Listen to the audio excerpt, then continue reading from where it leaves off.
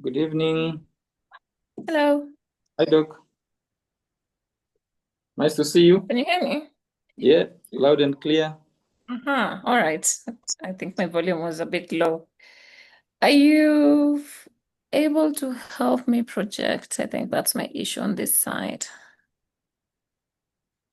Okay, let's I see. actually didn't know John, it was going to be 1.5 hours. I thought it was like an hour, so I made it super well, short. I didn't know well, it was going to be Q one and A and a can half. go. Ah, Q&A usually can take the usually. You see, John and his team will have about 15 minutes, and then Q&A sometimes also goes. So you'll find that actually we get there, and we will not start immediately at 7 most of the time. Guys need another 10 minutes or so. yeah. John, Good evening, Dr. Rajab and Dr. Chalim. good evening. You guys have a Hi, how are presentation you as well? doing? Yeah, we have a presentation, a short presentation. It Yes. just take like 10 minutes. That is what I would want to see you project. We see how it flows. That is the Okay, purpose. Just okay, upload it. let me just share in the moment. Okay. Wait, Rajab, I was Yeah. asking, are you able to help me project? Let me. Usually it's difficult from a tablet, but let me see. Well, Yeah, let yeah. John finish because I think he started. Yeah, Okay. yeah. Okay. Put it on Uh, slide mode here. yeah, I'm just adjusting to the slide mode. Okay, so this is I think this is the first Okay. slide Move about it around. Cosmos, local manufacturer, repair Yeah. integration, then cost. Let me move to next. Just move it around. Move it to the last slide. We just confirm everything is moving swiftly. It's not moving. I don't know what's happening. And that is exactly why we are here. Yeah. Let Maybe me, take it back to the non-presentation mode. okay.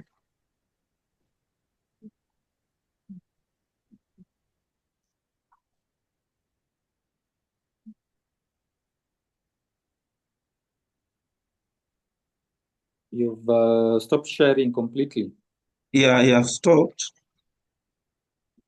Okay, maybe reshare and then we see if it moves. Okay.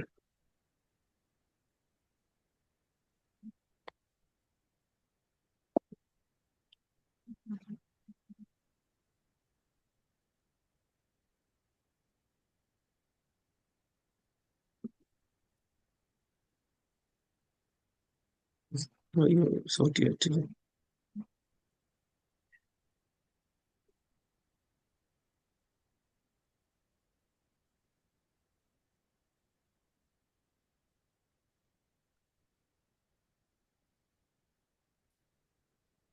You're having a challenge?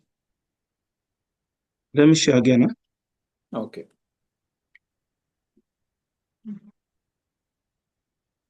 Are you able to see my screen? Not yet. Share. Not yet. Okay.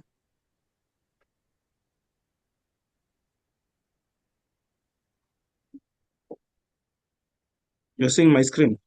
Yeah. But now we are in your Okay. email. Okay, fine.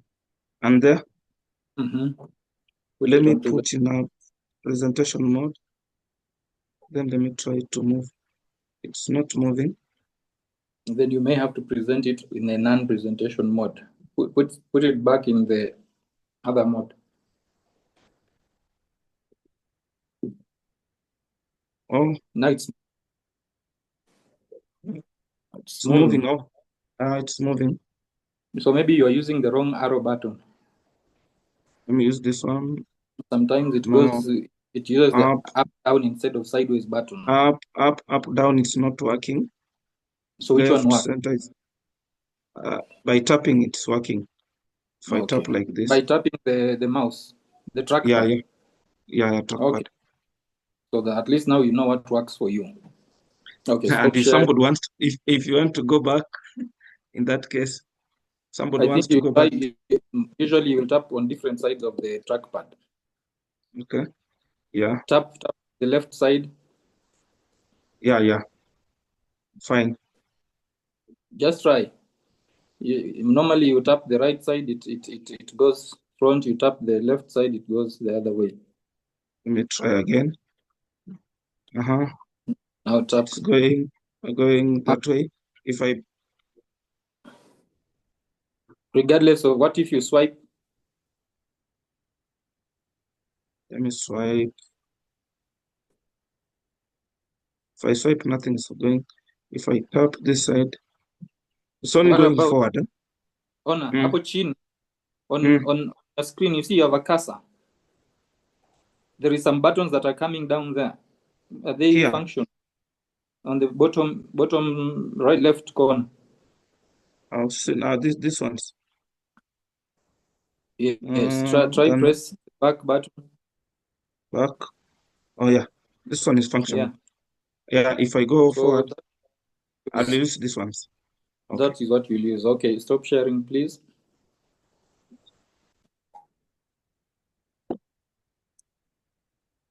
Fine. Okay. Dr. Shalini, you're saying you are unable to? Yes. Inakuja ikienda. Let me see if I can. Are you able to see my screen? Yes, the Zoom broadcasts.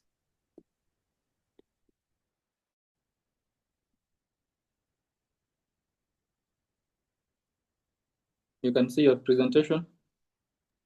Yes. Okay.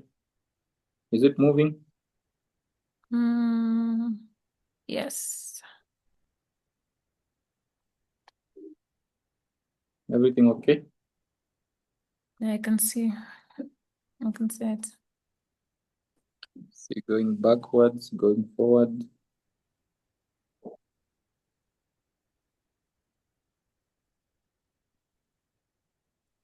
Everything okay? Yes, it is. I can see the movement. Okay. Okay. Let's just go all the way to the last slide. That's it. Yeah, that was the last one. Okay. Sawa sawa.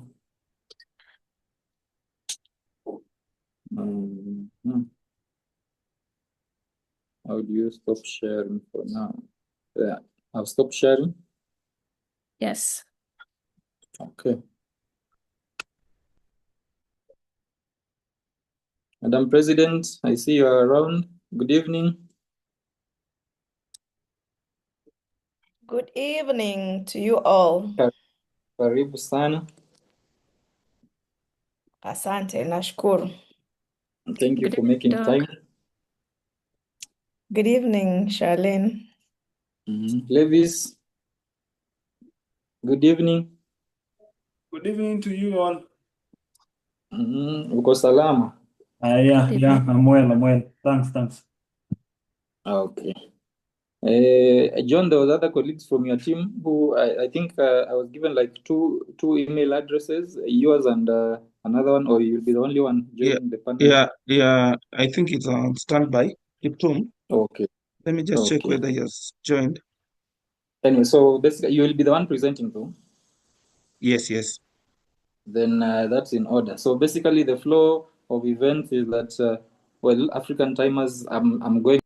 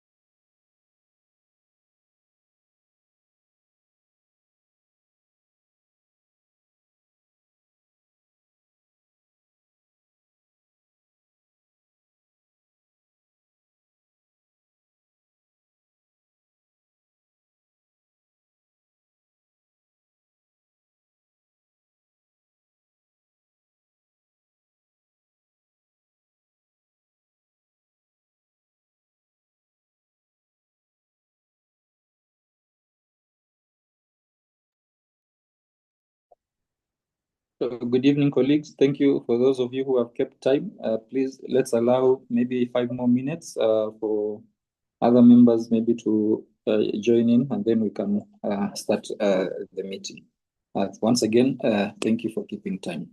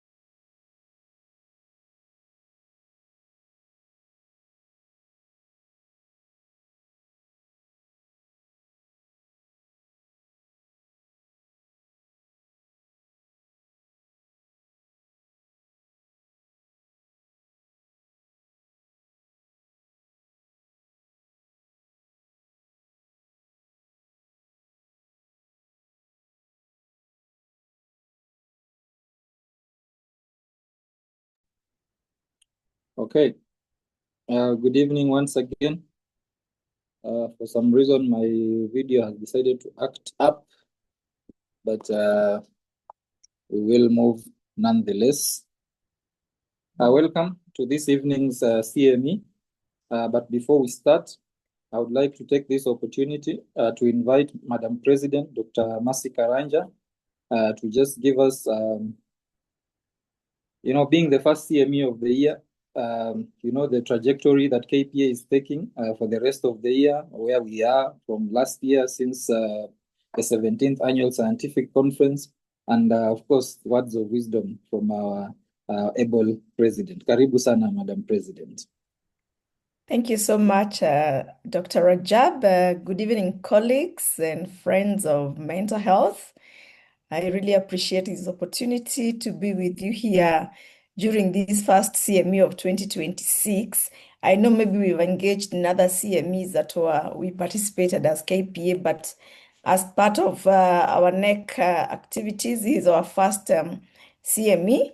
And I just want to assure everybody that we have quite a well lined up series of continuous professional development events for us, because as a leadership, we are really committed in our own professional growth, because as we know, science is changing, medicine evolves all the time, and even the policy direction changes. Therefore, even us, we must continue evolving with the evidence, with the medicine, and with the systems.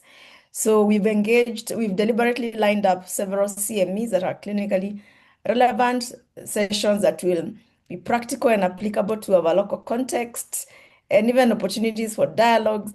And importantly is that Dr. Rajab has assured us that we'll not just have physical meetings, we're even virtual meetings. We're also looking towards having physical meetings so that we can also strengthen that mentorship and peer support that we so much need, and even socialization. So we want the association to be vibrant throughout the year, and we stay connected professionally to each other and to our community.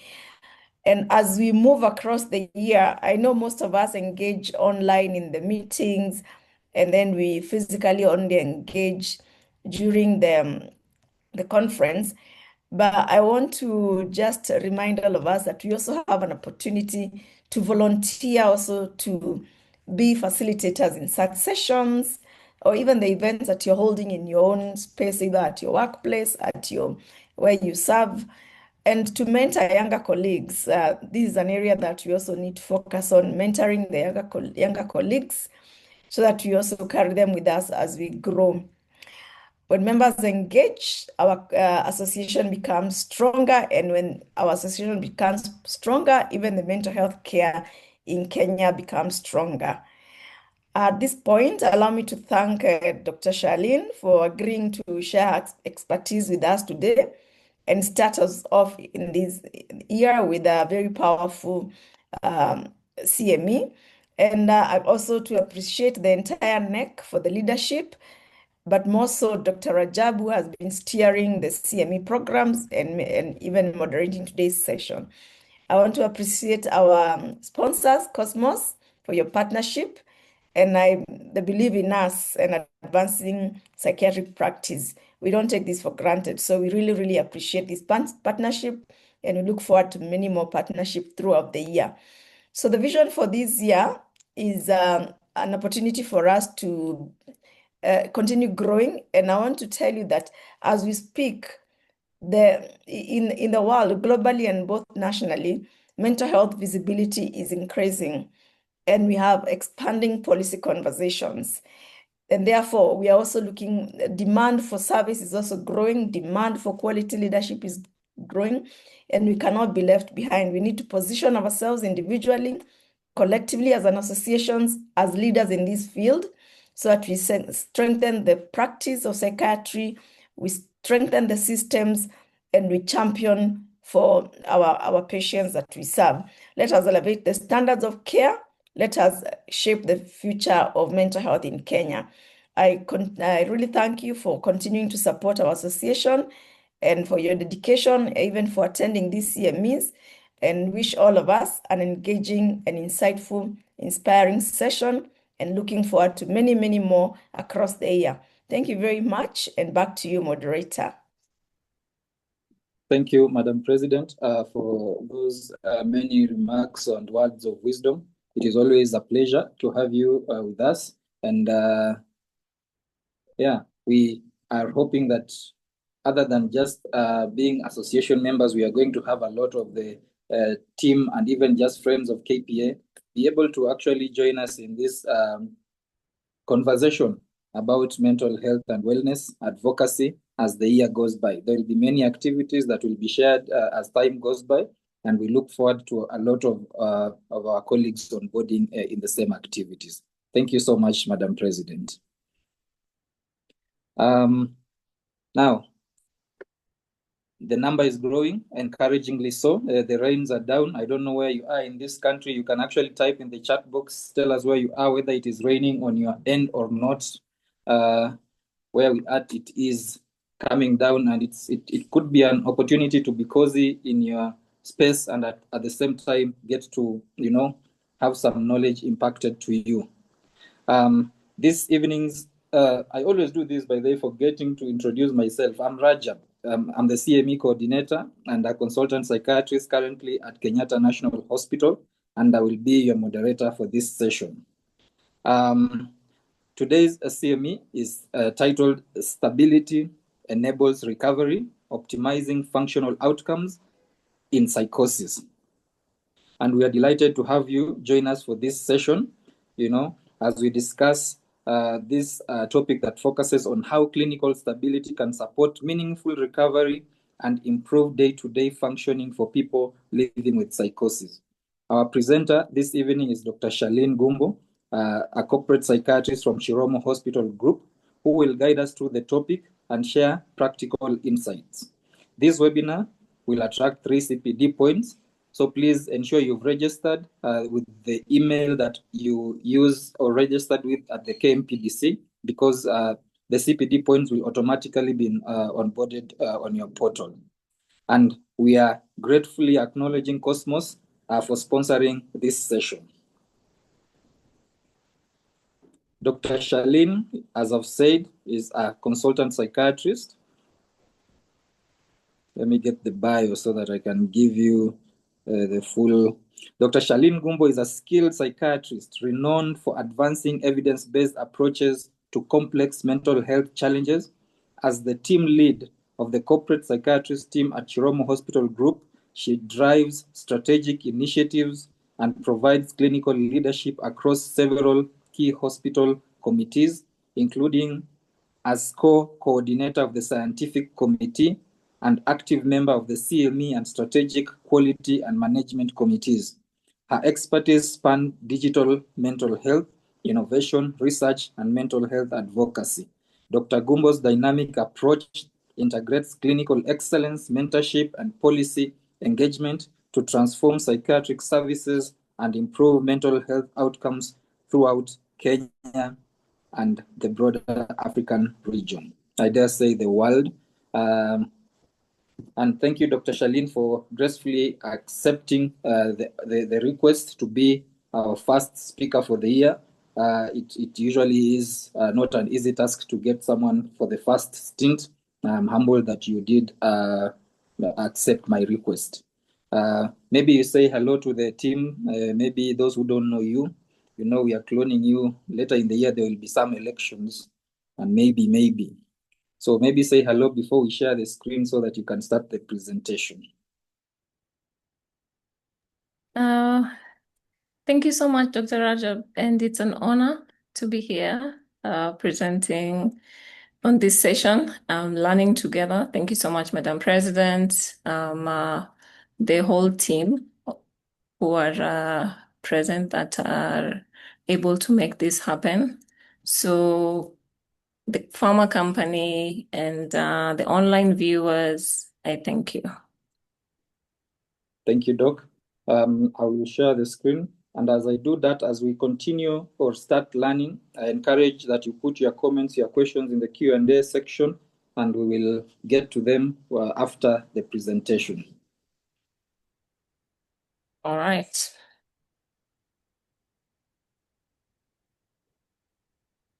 Let me know if you can see my screen.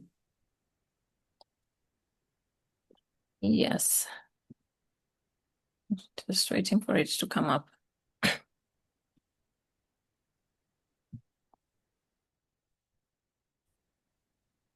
You're good. Mhm.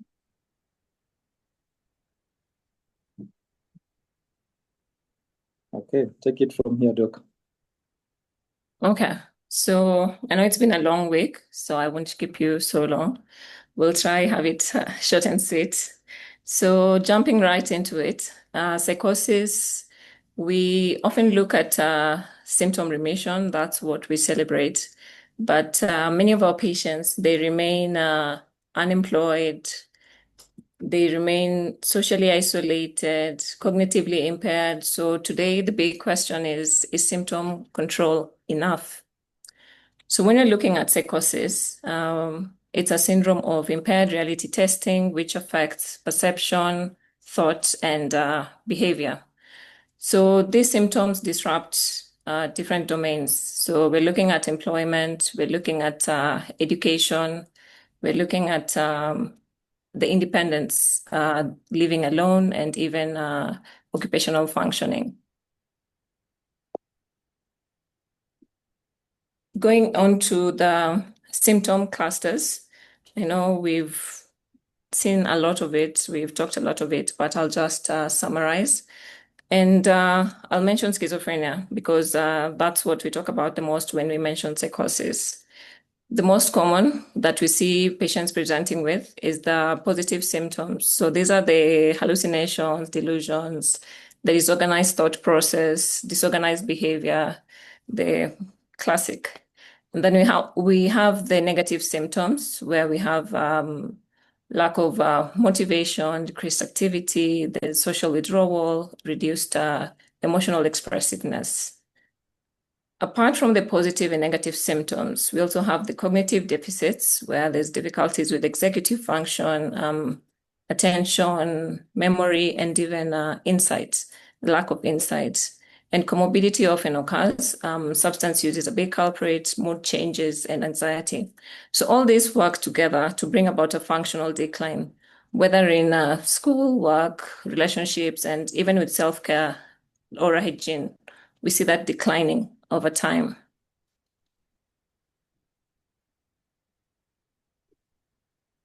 So looking into the epidemiology, we categorize schizophrenia to be low prevalence because we say 1%, but it comes with a very high disease burden because of the early onset of illness. We know the age of onset being late adolescence to young adulthood. This is the age where someone is most active, supposed to be most productive in their life and in their society. Low rates of remission is also another thing which contributes to the burden, significant disability, and it's a very disabling disease. We see it having an implication of reduced life expectancy compared to the general population by up to approximately 15 years. There's also outcomes which are which is suicide related, although the cases are less than 15%. But mortality is highest in those who do not take their antipsychotic medication or discontinue. And financially, the economic burden is also very clear in figures up to billions. So let's look at the progression of schizophrenia. Prenatally and in early childhood, this is the phase where there's no symptoms or there's very mild symptoms, but there's risks. So this is where we're considering the perinatal complications, your genetic vulnerability, the stress that you encounter at the brain level. There's some mild changes. So altered synaptic activities, maybe abnormal synaptic pruning. So that's in your premorbid phase. Then we look at the prodromal phase where there's a bit of positive symptoms, but mostly negative symptoms. There's early detection. So We see social withdrawal, reduced motivation, unusual thoughts can be reported here. Some subtle signs are present. So that's prodromally, and we can see it adolescence, young adulthood, this being reported. Moving on, we have now the phase where we're experiencing fast episode psychosis, the psychotic phase. We have the manifestations clear here, but by the time we're seeing positive symptoms, it's actually a late manifestations. So your hallucinations, your delusions, your disorganized thinking, they're in this phase. Here, there's changes already in your neurotransmitter activity, the dopamine dysfunction, your excitatory and inhibitory neurotransmitters, let me say that, the imbalance, and also some gray matter loss. Other than that, so there's been psychotic phase, so we're starting treatment. So we want to manage the positive symptoms, which treatments target really well. And then the negative symptoms, it's what's hard to remit. So patients might report improvement in hearing voices, but we see they still struggle with motivation, expression, social functioning. So this is the treatment phase. A lot of the time we say this is a long-term kind of treatment and care. So we also have to consider a relapse phase because this is a chronic illness. So that's basically a summary of the natural progression of schizophrenia.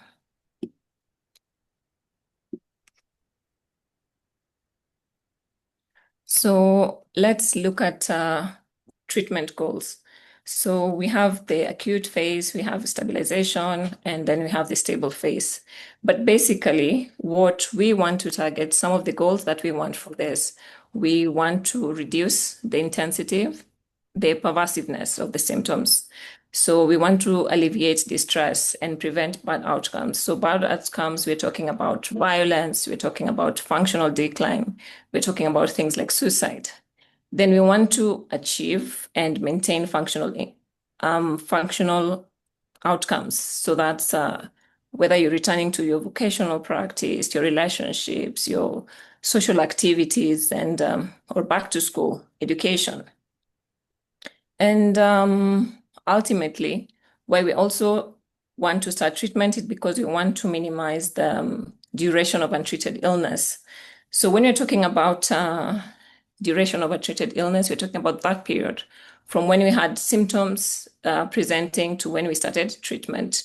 So individuals with a shorter duration of treatment, they tend to respond better to antipsychotics. They have better symptomatic and functional recovery, fewer negative symptoms, fewer suicide attempts. So that's a window of opportunity. So we have to maximize that and ultimately prevent relapse and maintain our short and long-term goals.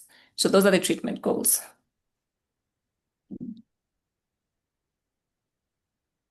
So here we have an integrated care model, which in an ideal setting, every patient should be exposed to this, ideally.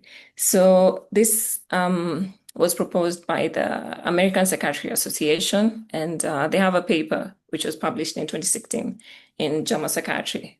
So basically, our care of our patients, especially from when they present with the first episode, should include medication management. Here, you're assessing the patient before you choose your treatment. You're looking at starting treatment at very low doses, monitoring, going slow. We're having a case manager who is able to follow them up. We're having support, whether they're going back to school or work, group therapy to involve also the other patients, reduce stigma, individual therapy, which is tailored for them. There's CBT, informed therapy, which focuses on understanding the symptoms, coping strategy, relapse prevention, and insight building generally. Then there's family education and therapy. So motivational interviewing is also done for family, apart from just psychoeducating them to let them understand the symptom better, the patient better, and just support them because it's a whole journey walked with the family. Then there's peer peer support, people who've had lived experiences who are involved in supporting them. And ultimately, because we spoke about comorbidities being involved that contribute also to the disease burden, so managing underlying substance use treatment. This is also very key. So this is the direction I hope we move towards, an integrated care model where we can have multidisciplinary support for our patients.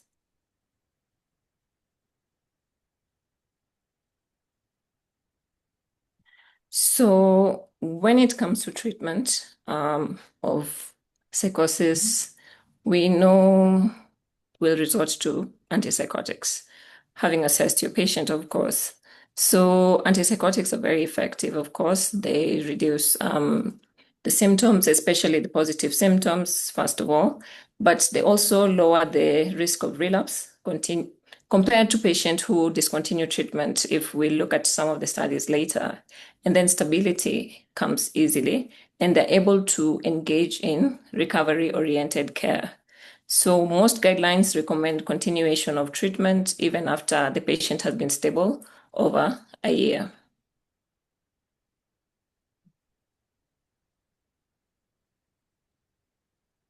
So why we're continuing the treatment long-term is because the risk of relapse in psychosis is quite high. We said it's a relapsing remitting cause, and up to 80% of patients relapse within the 5 years.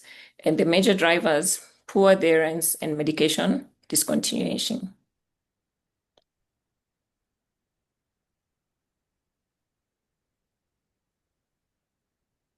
Okay, so why do we want to understand relapse well? This is because when we have our patients with good management, each relapse puts them at risk, okay? So the baseline level of functioning keeps dropping over time. So we see the prodrome, we can see the dips and the waves with the responses. And we can see on the graph, we can see the imaging with the first episode, second episode, and third episode, the brain activity deteriorating over time. So the illness becomes more chronic, residual symptoms persist, treatment response may decrease. So we see there's even a risk of treatment resistance. So repeated relapse is associated with progressive tissue loss, increasing likelihood of treatment resistance. And it also has clinical implications in that over time, even the medications that we want to use as first line, the dosages that we want to use becomes harder and harder. So relapse prevention basically is key in preserving brain integrity, in functional capacity, and in long-term treatment responses. So the goal is not just to manage the symptoms, but to prevent this progressive deterioration that's associated with repeated episodes.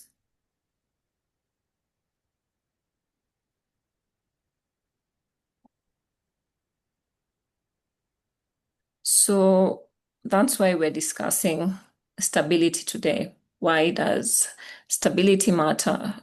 This is because it doesn't only mean symptom control, but we also want to prevent relapse over time. We want to have these patients being able to engage with social activity, rehabilitation being a key part of their recovery. We also want them just to have a functional improvement, general. So this graph basically just shows the stages of illness in the schizophrenia that we talked about, the premorbid, the prodromal, the deterioration, and then the chronic or residual phases over the years from birth up to later in life, past the 5th stage going on.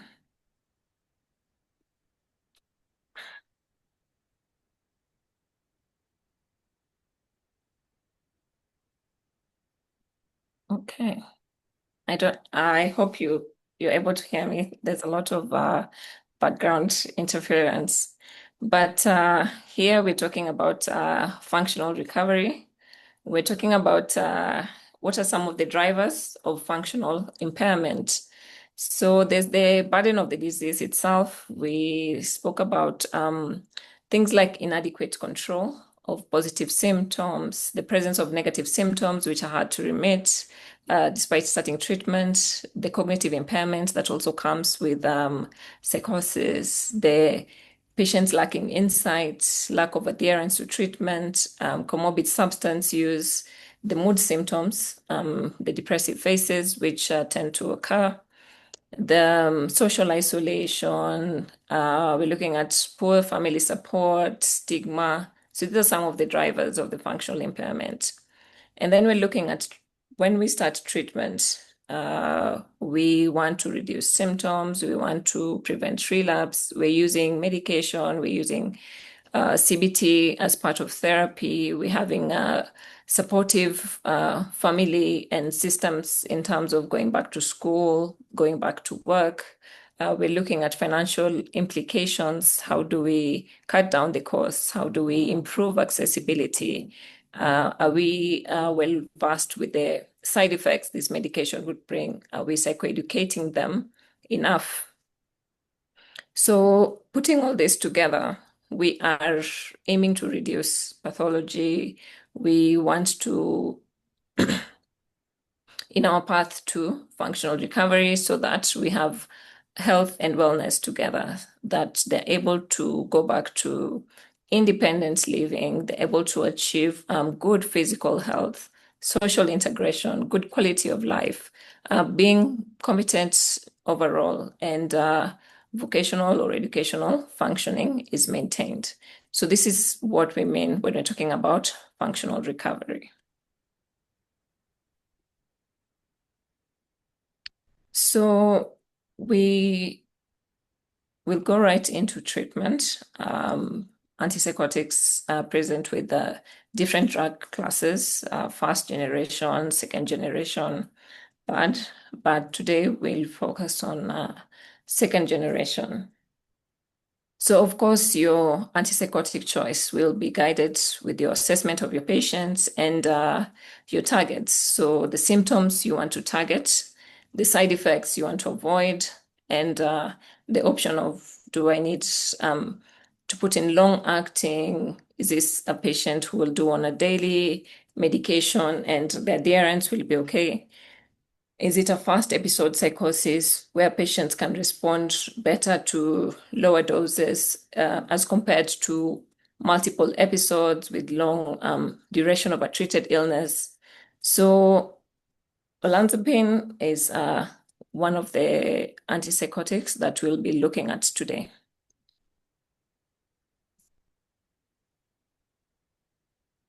So we'll go a little bit into the mechanism of action.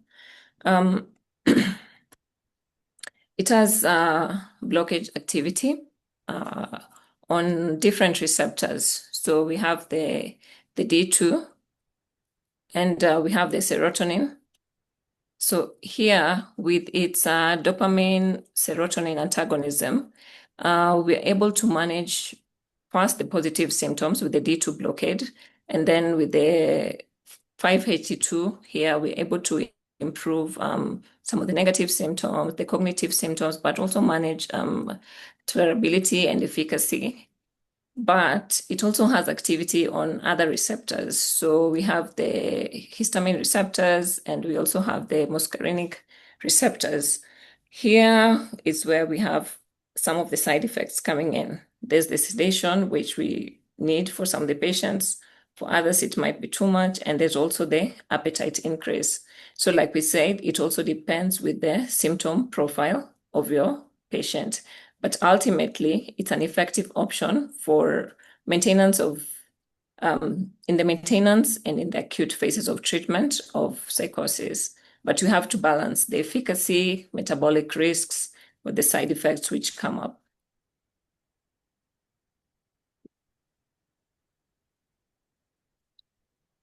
So the formulations, we have the oral tablets, we have the oral dispersible, there's the injectables, depending on which setup you're in. But the most common available, of course, in the setup is the oral tablets.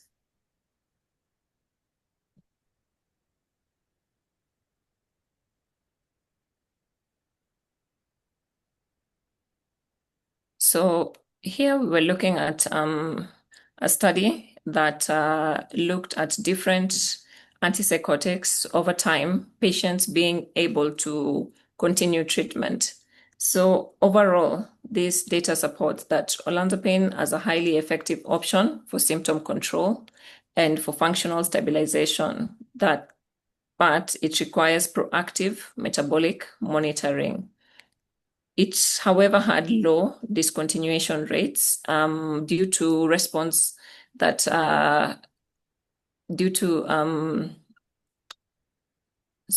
it had low discontinuation rates compared to the other antipsychotic symptoms. So this gives us a picture that it has a strong clinical efficacy, particularly for positive symptoms and possibly broader the symptom domains. So when we look at where it fits, here the study looked at scores with the positive and negative symptom scale and the total schizophrenia symptoms, and it also looked at clinical global index. So it compared olanzapine with another antipsychotic to see what symptoms were remitting, the positive symptoms, the negative symptoms, and general function. So looking at this, the scores of positive and negative symptom scale were very good with olanzapine, and the patients were followed from baseline. They were followed at the third month, the 6 month, 9th month, and 12th month, a bit of like a longitudinal approach. And there was improvements in symptoms. And global functioning was particularly relevant even with the long-term functional recovery. So this is just a picture of how olanzapine fits in and in the follow-up of treatment with the outcomes care.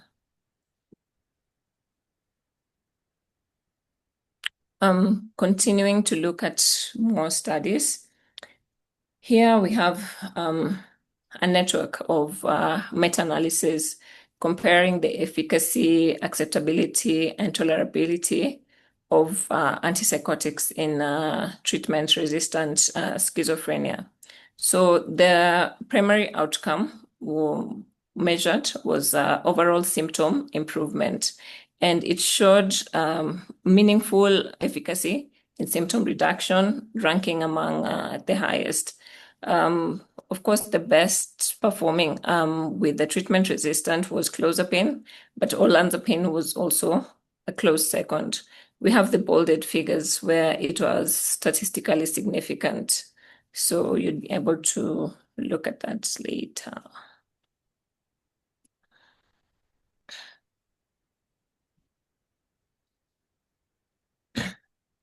This one just shows activity of why we're going towards atypical antipsychotics.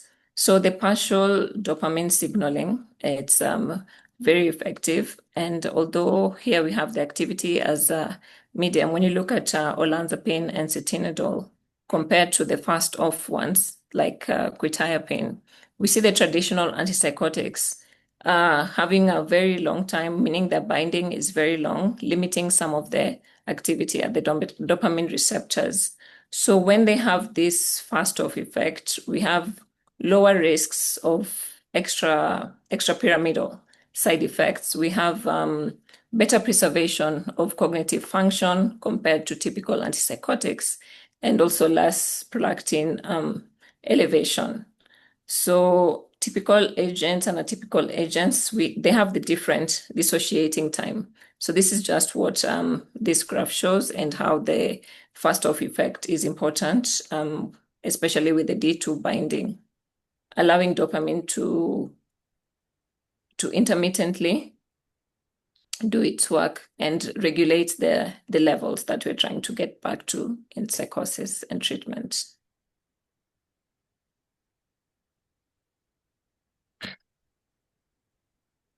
So if you were with us today, we mentioned a little bit in the morning round about psychosis in Parkinsonism being also very distressing, and having to choose whether your treatment is worsening the Parkinsonism or in trying to tackle this, you're in a bit of a quagmire. One of the molecules which can be effective, olanzapine, being a useful therapeutic option in this case. So this was just an interesting add-on on the effective and well-tolerated treatments that are essential for this vulnerable population. So ultimately, we have to consider safety profile. So looking at what are some of the most common side effects that comes with this, and to psychoeducate our patient, because we know side effects, especially unexplained, unexpected, have a relationship with the poor adherence and discontinuation of medication. Of course, the risk of weight gain, dizziness, dry mouth, constipation, drowsiness, because we mentioned in the mechanism of action, there's activity at various other receptor sites. So we have to look at absolute contraindications, of course. We have to look at things like hypersensitivity, things like comatose states, concurrent high-dose benzodiazepine use. So like elderly patients, are they on other medication? Are they at risk of cardiometabolic diseases, which is already setting in? So are they already overweight, and this would put them at risk? So we have to assess all that and be able to discuss with our patients. So when they are part of decision making, they're able to have they're able to advocate themselves depending on which state that they came in, and also involving their families. So let's have the safety profile in place. Ultimately, we also have to remember the special population. So in pregnancy, in breastfeeding, in adolescents, in the elderly, where we have to use with caution, especially, and very low doses if we need. But then there's also people with different complications, kidney disease, liver disease, or impairment. We have to weigh the risk and benefits. Do they need a low dose that can be adjusted and monitored, or is it a situation where we have to make a different choice overall? So very patient-to-patient approach to able to give supportive care.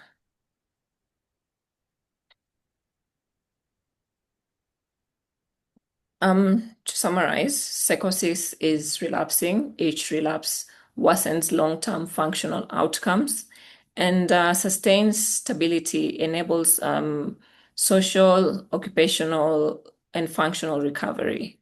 So, of course, antipsychotics reduce the risk of relapse, and olanzapine is effective in selected patients, of course, with metabolic monitoring.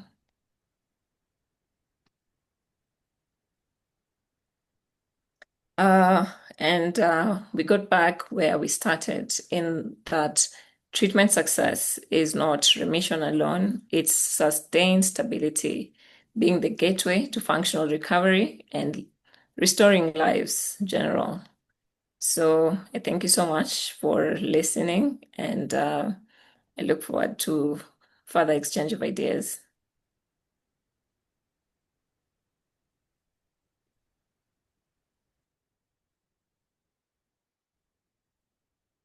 Thank you, Dr. Charlene, for that elaborate presentation on.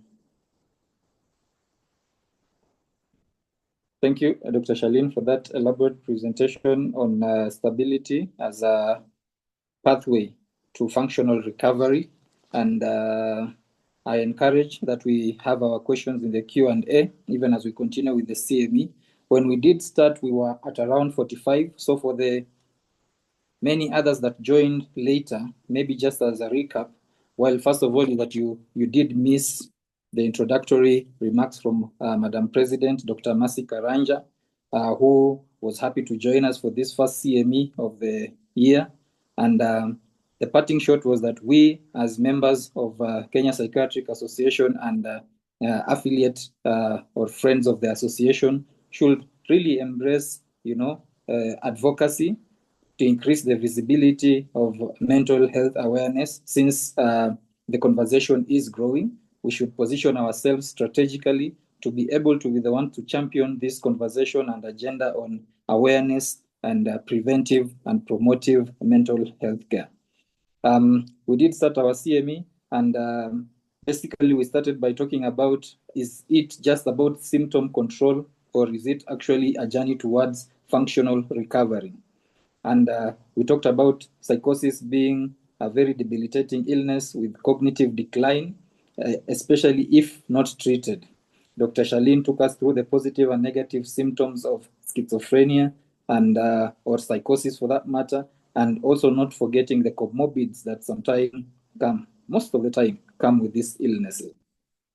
In as much as the prevalence of psychosis or schizophrenia is low, the high disease burden is actually the one that causes a lot of distress, both to the patient and the caregivers. It reduces the life expectancy to up to 15 years, and then there's high mortality, including suicide rates.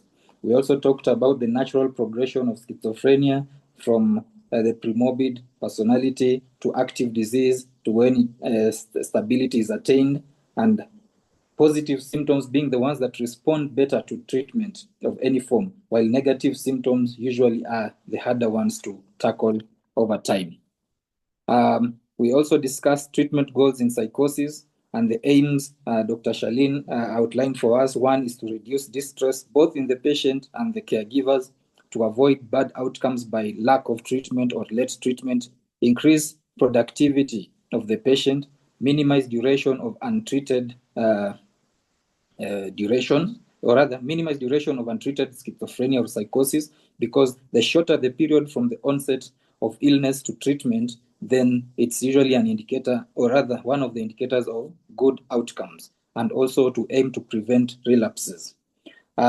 We should also aim for integrated care models where we look at, aside from medication, we also look at school support, family support, peer support, group therapy, individual therapy, and any other multidisciplinary needs that the patient may require. And Dr. Charlene emphasized that this is the dream. If we can all get our patients to benefit from an integrated care model instead of, being managed separately by individual practitioners, that would be the way to go. The key for long-term treatment is to maintain stability and to improve, functional outcomes.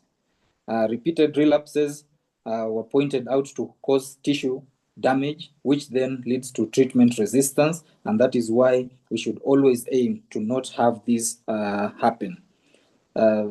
Stability was emphasized as being sustained symptoms control, and then to focus on functional recovery. And in this case, Dr. Charlene talked about the disease burden versus the functional recovery of the patient. Then we talked about the pharmacological approaches in treatment, first generation versus second generation. And then she went into detail about olanzapine as one of the second generations with very good tolerability and also very good outcomes, especially for positive symptoms of schizophrenia. But then we are also encouraged to always check the safety profile for all medication, especially for second generation with metabolic syndromes, and then medication in special populations like pregnancy, breastfeeding mothers, adolescents, elderly population. And the key is to always tailor your treatment to the patient in front of you, as no one shoe fits all. That is the summary.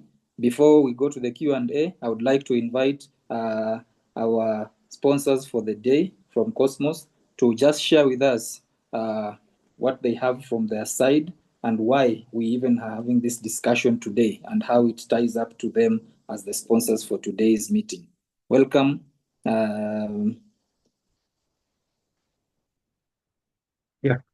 Good evening. My name is John Manyoni from Cosmos.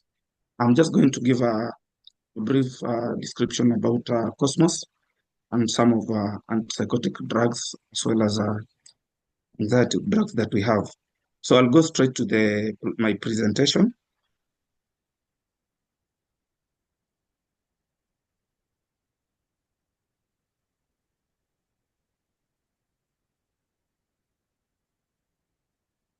You able to see my screen? Not yet. You haven't shared yet.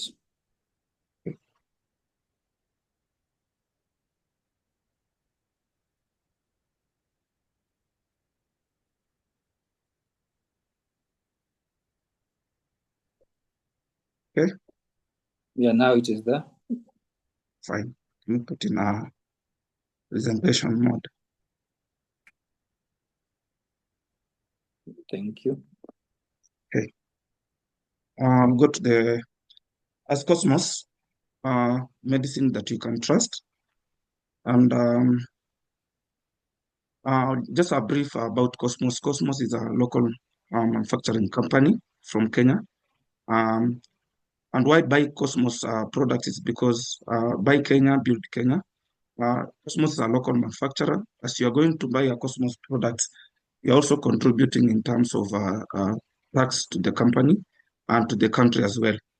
And with Cosmos, we employ the three pillars in terms of research and development, manufacturing, and marketing.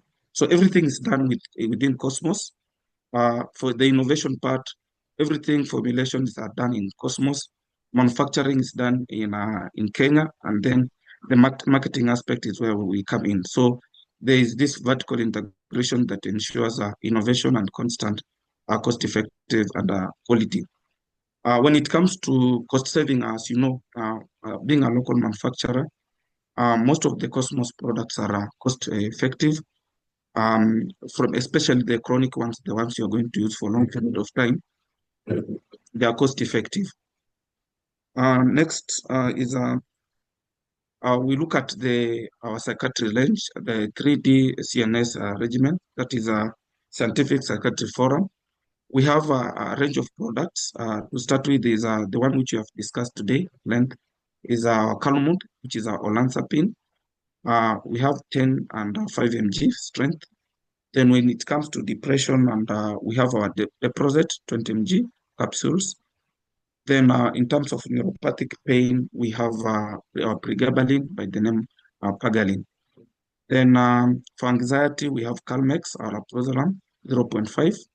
Then we have just introduced for cases for neurologists, we have levetiracetam 250 and 500 by the name Protam. Then lastly, in terms of pain management, we have our Costapin, a combination of codeine, doxylamine, and paracetamol combination. Then lastly, we have our Tribis, which is a vitamin B complex. Yes. Then Palmud, like we said, it's our olanzapine, 5 mg and 10 mg.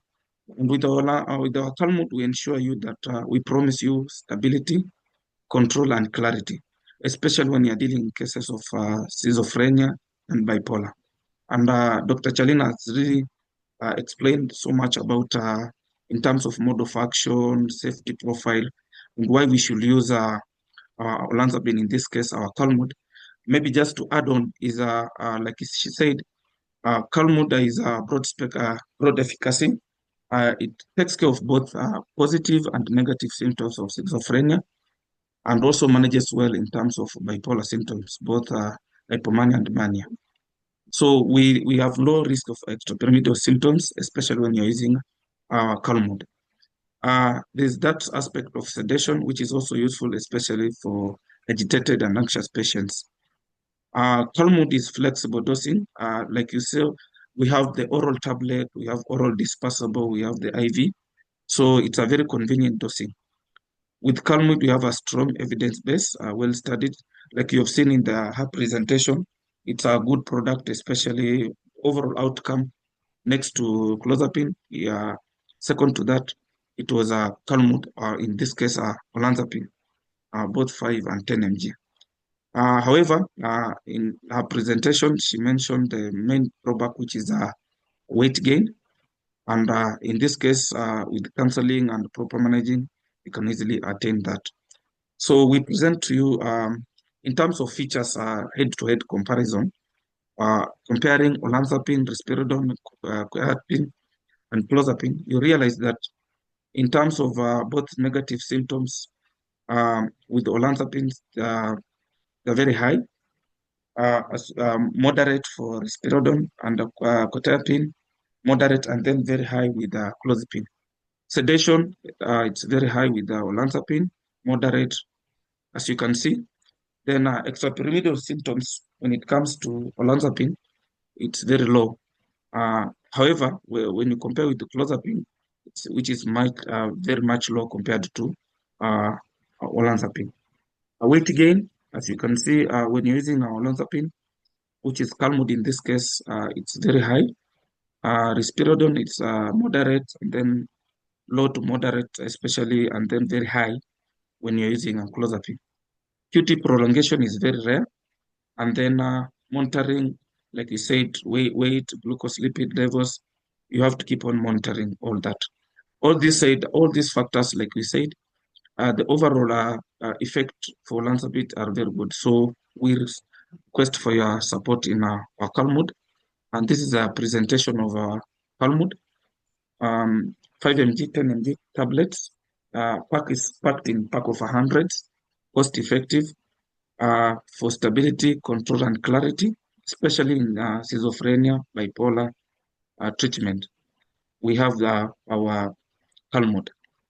Then these are just the prices, like I've said, a pack of 5 mg, all are in hundreds, and 2,000 is a pack of 5 mg, and then 3,000 is a pack of 10 mgs. So this translates to around 15 shillings and 20 shillings net to the patients.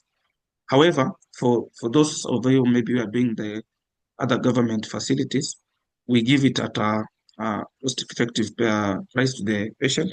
And most of the 10 mg, 5 mg are just going for 10 shillings per tablet to the patient. Our next product is for depression.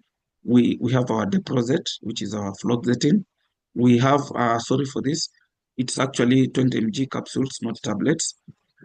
It's our powerful selective serotonin reuptake inhibitor, especially when you're dealing with cases of the depression. We have this kind of advantages. Just a minute.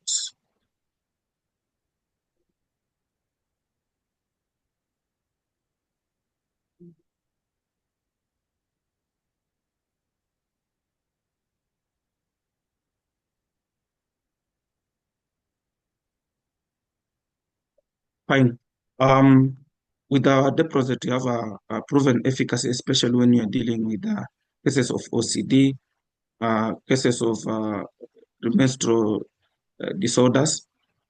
And then with our Deprozet, you have activating profile, especially it improves on energy, mobility, and it's ideal for patients with the hyperinsomnia and psychosis and retention.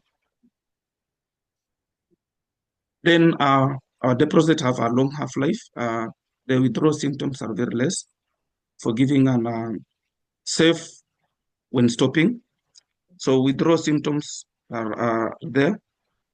Then when it comes to weight naturals, it's prepared in patients. Just a minute, this icon is preventing. Yeah, I'm not able to see everything. Now, long half-life, fewer withdrawal symptoms, forgiving misuse of the doses, especially, and it's safe when stopping or switching. So actually, it can be used as a bridge therapy when you are switching over to other medications. And then weight, in terms of dosing, it's simple dosing. It's better actually the 20 mg. You normally start with the 20 mg capsules OD daily, but it all depends in the type of indication that you are dealing with. You can step up to actually 60 mg in some indications. With our Deprozet, we have good safety margin. So relative safe, especially compared to head-to-head, compared with tricyclic and antidepressants, like the likes of amlodipine, the safety profile is good compared to the first generation. And in terms of cost, like I said, cost effectiveness, Cosmos products are most available and most affordable in the market at the moment. And with our Deprozet, Like we have two, they come in two formulations, the hundreds and a pack of 20s. So for pack of 100, you'll get it around 1,500 shillings, that is 15 shillings. And for the pack of 20s, you'll get it around 300 shillings. That remains to 15 shillings. So depending on your pocket, it's cost effective. We again request for your support on the same. So in terms of indication, depression, like I said, 20 mg in the morning is just an OD dose. It can be increased gradually to a maximum of 8 mg daily. When it comes to bulimia nervosa, you can go up to, start with the 20 mg, but it can be increased up to 60 mg daily. OCD, 20 mg OD, and initially it can be increased up to 60 mg daily if there's no response, especially with the lower doses. Then when it comes to premenstrual dysphoric disorders, at first maybe you start with 20 mg OD in the morning for the first, actually the first 2 weeks before menstruation period starts. Actually, it will be, but the outcome will be more good 2 weeks before the menstrual starts. So, like I said, we have the two formulation in terms of packaging. We have the 30 capsules going for 600 and the 100 capsules going for 1,500, both 15 shillings per capsules. Then lastly, we have in terms of anxiety and panic disorders, we have our Calmex, which is our Aprazolam, 0.5 mg tablets. Again, with our Calmex, it has a rapid onset of action. Actually, it quickly reduces anxiety between 3 to 6 hours. Actually, it gets to the peak maximum within 6 hours. So it's a rapid onset of action. It's actually a high anxiolytic potency, which is very effective at low doses. As you can see, our tablet is a 0.5 tablets, but even for pediatric formulation, it's code, so it can be broken into 0.25 whenever you need to go to lower doses. With our Calmex, it has a proven efficacy, well-established panic disorders and generalized anxieties. It's a good product for that. Short to intermediate half-life. Like in the following day, the side effects compared to the long-acting ones, like the long-acting ones, the other pumps, you realize that it's very less, the sedation and the effect for this following day. Flexible dosing. Actually, you can keep on titrating the doses depending with the indication and how the patient is responding. And like I said, it's a useful bridgeway, especially when you're using the SSRIs, the deposit. It can be used as a gauge because it's a normally for short duration for 2 to 3 days, but it can be used as a bridge therapy while moving to the long-acting, the deposit. And then lastly, Calmex improves the early treatment adherence, rapid symptoms relief, the patient, and confidence continuation for the long therapy. So with all this, I'm kindly requesting for your support for most of our brands. Like I've said, we have our Calmwood, which is our main brand for today, 10 and 20 mg, 10 and 5 mg. We have talked of our Deproset, 20 mg capsules, 2 formulations, and Calmex 0.5. Thank So you. this is the presentation of our Calmex 100 mg capsule, and then again this one is just going for 5 bob per tablet. The whole pack is going for 100 for 500 shillings. Very cost effective. Thank you. Thank you, John, for that product placement. Colleagues, as you've heard, we have local brands with some of the medication we would like to see our patients on. Olanzapine as an first-line treatment for psychosis and even bipolar mood. We do have fluoxetine for the treatment of depression and anxiety and some of the eating disorders or phobias. I would like to switch gears and go to the comment section If you still have some questions, you can still throw them in the chat box or the Q&A. I see a few of them here. Dr. Janisha says, great presentation, Dr. Shalin. Then we have David Kamaya. Thank you, Dr. Shalin, for the presentation. And then he asks, I'm wondering, though, whether the integrated care model can be adjusted for the low to middle income countries. Otherwise, we struggle to have that ideal setting, yet psychosis never takes a break or ease on the patients. Maybe we take that one. How can we, curate it for the low to middle income countries? All right. So thank you, David. Good question, because if you're like me, most of us are working in LMICs, and we can still adapt the model, starting with what we have. So in our setup, of course, integrating into primary care platforms, with the primary care being as an entry point. We've had some guidelines shared by the WHO where there's training even for non-specialists to be able to identify psychosis, assess risk, and initiate appropriate referrals. So task sharing with trained nurses, clinical officers, or even community health workers can be one of the approaches that we start with. And then we can still do family engagements, as we spoke about psychoeducation and involving them actively in care, and their partners, of course. Then there's community-based follow-up and continuity.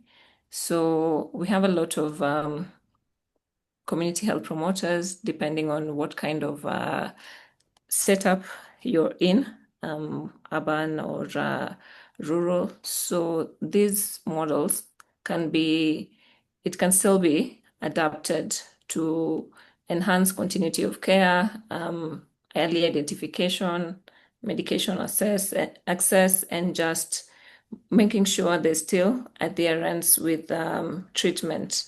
So psychoeducation and stigma reduction can have many people involved as possible. Even your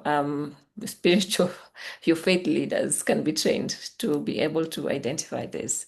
So being in our context doesn't mean we still can't have an integrated care model.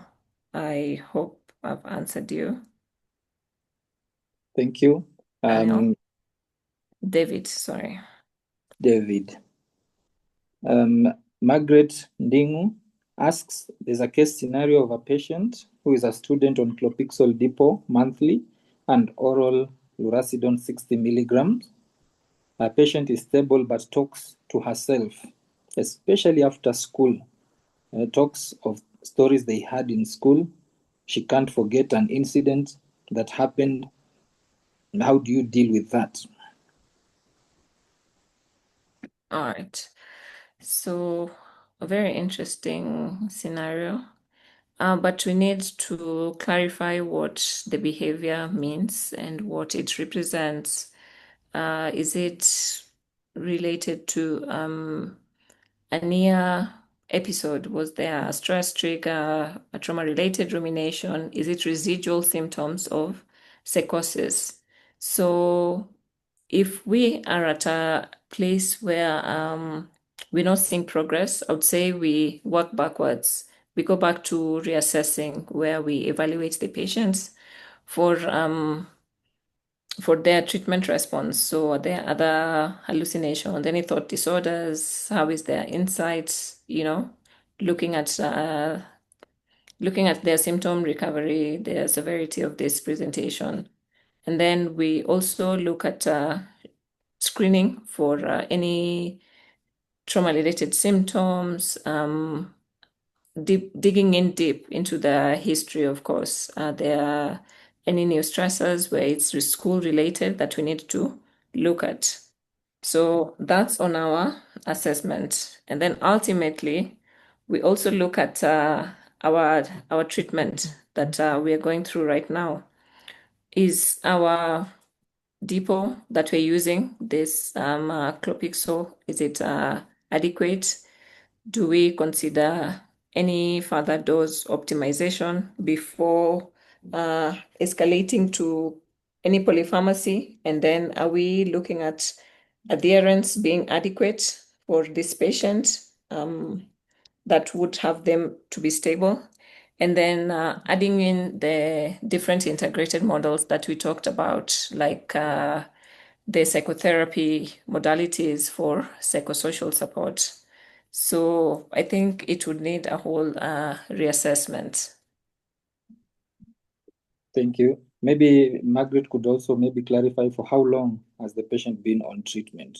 Because maybe we are just still on the journey to recovery. And then sometimes even after reassessing, there sometimes could remain some residual symptoms, and you still ask yourself, is the patient doing better despite these maybe one or two stubborn behaviors or symptoms that haven't really gone away? But the duration of treatment, and like Dr. Shalina said, work backward, optimize doses. There is sometimes options to, introduce another molecule for some time. But if it doesn't help, then you withdraw it. That means it may not be of any benefit. Thank you. I think that is actually it for the questions and answers. David says, yes, you've answered the question to his satisfaction. He appreciates you. Simon Mafole, thank you for a very nice presentation, Dr. Shalin. Very nice accolades here. And I think that's where the Q&A ends. That's interesting. That means it was very enjoyable and understood. And I think we leave it there. Maybe a parting shot, Dr. Shalin, when it comes to treatment of psychosis or just mental health in general. As the first speaker for the year, what do you want to tell colleagues as we brace ourselves for the year? Okay. So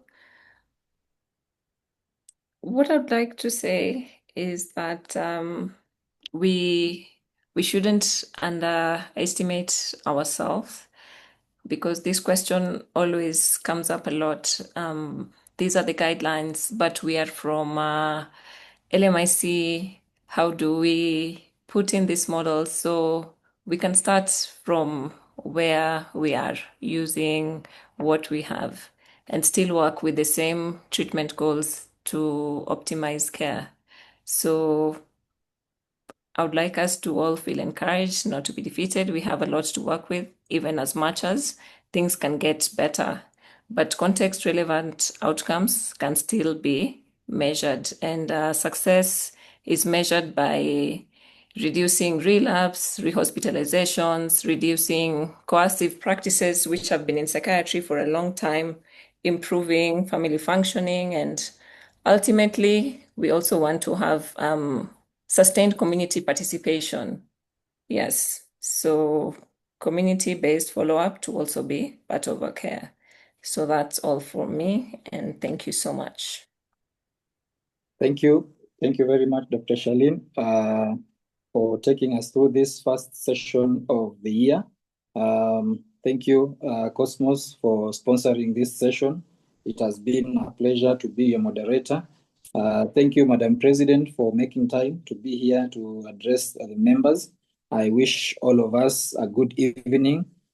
Be on the lookout for announcements as regards collaborations when it comes to advocacy, and also continued such engagements. The aim is to always have a CME per month, and I would be reaching out to, or you can reach out to me and show interest in being a presenter, a moderator, and yeah, this is how we build the networks.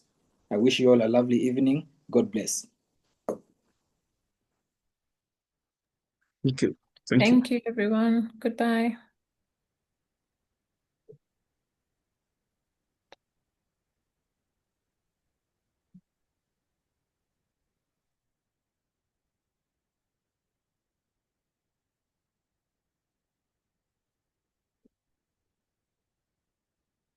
Okay. Hi, we can leave. We're done. Yes.